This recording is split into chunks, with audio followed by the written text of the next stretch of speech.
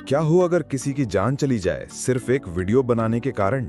ऐसा ही कुछ होता है एमी के साथ। एमी की लाइफ का बहुत बढ़िया दिन चल रहा था, पर उसे क्या पता था कि आने वाले 5 मिनटों में उसकी सारी की सारी जिंदगी तब्दील होने वाली थी।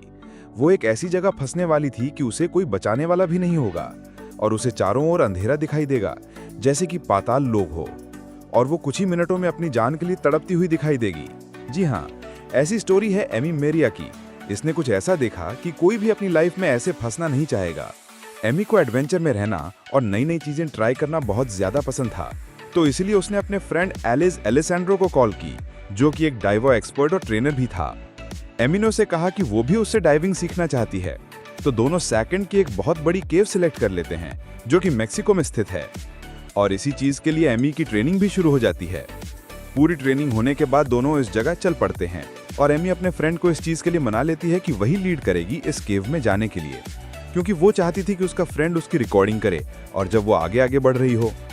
यही एमी की सबसे बड़ी गलती आगे होने वाली थी।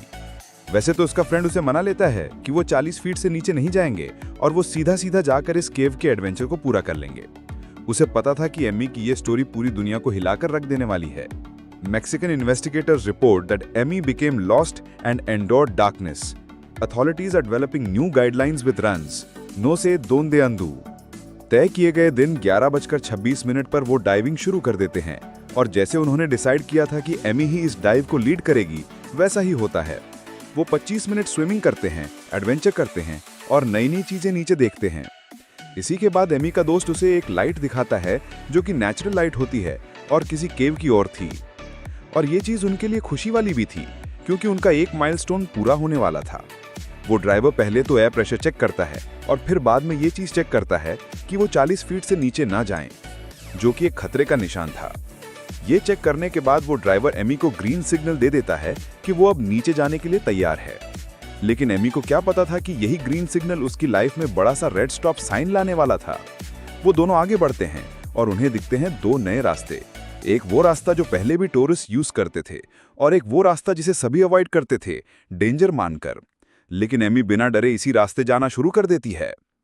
आगे जाकर वो लोग ऐसी चीज देखते हैं कि वो भी पागल से हो जाते हैं कि ये हमने क्या देख लिया। वहां पर था नेचर का एक ऐसा नजारा जो दोनों ने पहले कभी नहीं देखा था, और इस एडवेंचर पर एमी को इसी मौके को रिकॉर्ड करना चाहती थी, तो उसका दोस्त वही करता है। पर जिन लाइट्स के साथ वो दोनों आसपास देख रहे थे, उन्हें ऑफ करना पड़ता है, क्योंकि वो चाहते थे कि उनकी फोटो और वीडियोस में नेचुरल लाइट ही आए, जो वीडियो बढ़िया बन सके। रिकॉर्ड की गई वीडियोस एमी को बहुत ज्यादा पसंद आती हैं और वो खुश भी होती हैं। ऐसे ही वो दोनों आगे बढ़ना शुरू कर देते हैं और जो लाइट्स एंड्रू ने बंद की थी वो ऑन करना भूल जाता है और वो फिर भी स्विंग करना शुरू कर देते हैं। आगे जाकर एमी को दो रास्ते दिखाई देते हैं। ये दोनों रास्ते ही केव्स को जाते हुए दिखाई दे रहे थे। एमी का पहले कोई भी एक्सपीरियंस नहीं था, तो उसे नहीं पता था कि किस ओर जाना है। वो पीछे घूमने का ट्राई करती है, पर उसे कुछ दिखाई नहीं देता। तो केव में हम बोल भी नहीं सकते, तो इसी वजह से उसके दोस्त को भी समझ नहीं आ रहा था कि एमी ऐसा क्यों कर रही है। अगर उसे पता होता तो वो आगे बढ़ता और उसे रास्ता बताता, पर एमी राइट जाने की बजाय लेफ्ट चूज करती है और आगे बढ़ जाती है। जब वो आगे जाकर देखती है तो उसे पीछे भी कुछ दिखाई नहीं देता, और इसी टाइम पर यह स्टोरी एक डार्क मोड ले लेती है। यहाँ केव में रोशनी बिल्कुल नहीं होती, तो इसी वजह से लाइट्स ऑन होने के बाद भी एमी को सिर्फ अपने सिर के थोड़े आगे तक ही दिख रहा था। पहले तो उसे कोई शक भी होता है, लेकिन फिर वो स्माइल करती है और उसे लगता है कि उसका फ्रेंड उसके साथ आ रहा है, लेकिन कुछ भी ऐसा नहीं होता। एमी अपनी लाइट को ऑन ऑफ करना शुरू करती है और सिग्नल देती है कि उसका दोस्त उसे देख ले, लेकिन काफी देर आसपास स्विम करने के बाद भी उसका दोस्त उसे नहीं मिलता। उसने ये क्या कर लिया था, ऐसा ही सोचकर वो परेशान होना शुरू हो गई थी। और दूसरी ओर एंड्रू भी कैमरा बंद कर जब अपनी लाइट्स ऑन करता है तो उसे पता चलता है कि एमी उसके पास नहीं है। अब कुछ ही मिनट पहले वो दोनों एक साथ थे, अब ऐसा क्या हो गया कि एमी उसे नहीं मिल रही। यही चीज सोचकर उसका दोस्त परेशान होने लग पड़ता है। फिर जल्द ही वो एक्टिव होता है और आसपास एमी को ढूंढने लगता है, क्योंकि उसके दिमाग में ये चीज आ गई थी कि अगर एमी कहीं पैनिक कर गई या डर गई तो उसके लिए नई दिक्कत आ सकती है। एंड्रू पूरे 3 मिनट वेट करता है और आसपास ढूंढता है, लेकिन डार्कनेस इतनी होती है कि वो उसे नहीं मिलती। एंड्रू को यह यकीन हो जाता है कि वो उसके आगे थी, तो वो बाहर निकल गई होगी। एंड्रू को यह दिखाने के लिए कि वो खुद भी अकेले डाइविंग कर सकती है, तो ऐसा उसे लगने के बाद वो मार्किंग से हटाता है और आगे बढ़ना शुरू करता है। फिर पता चलता है कि मार्किंग हटाना ही उसकी सबसे बड़ी गलती थी। जब एंड्रू फिनिश पॉइंट पर पहुंचता है और देखता है कि एमी भी यहां पर नहीं है, तो घबराना शुरू कर देता है। दूसरी साइड एमी इतनी डार्कनेस में फंसी हुई थी कि बस अपनी लाइट को ही ऑन ऑफ करके ब्लिंक करके ये सोच रही थी कि अभी उसका दोस्त उसे बचाने आ जाएगा। घबराती भी है और फिर अपने आप को समझाने लग जाती है कि उसका दोस्त एक परफेक्ट और स्पेशल ड्राइवर है, वो अभी आएगा और उसे बचा लेगा। यही एमी की लास्ट होप थी।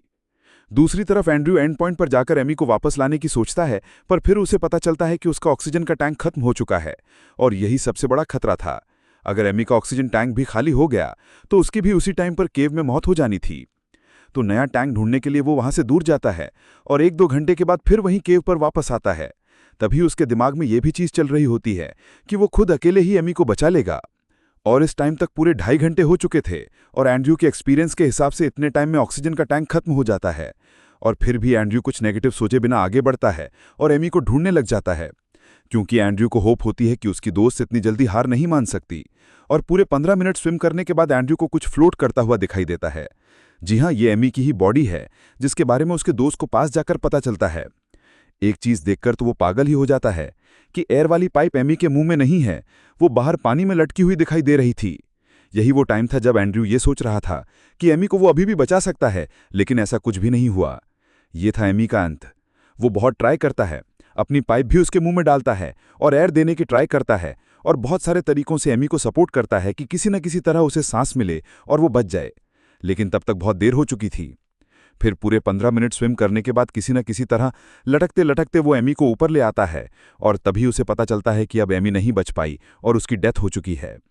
इसके बाद इसी केव पर गवर्नमेंट द्वारा बहुत सारी चीजें चेंज की गई और ड्राइवर्स को और ज्यादा वार्न किया गया कि आगे इसी तरह एमी की तरह कोई और अपनी जान ना गंवा दे।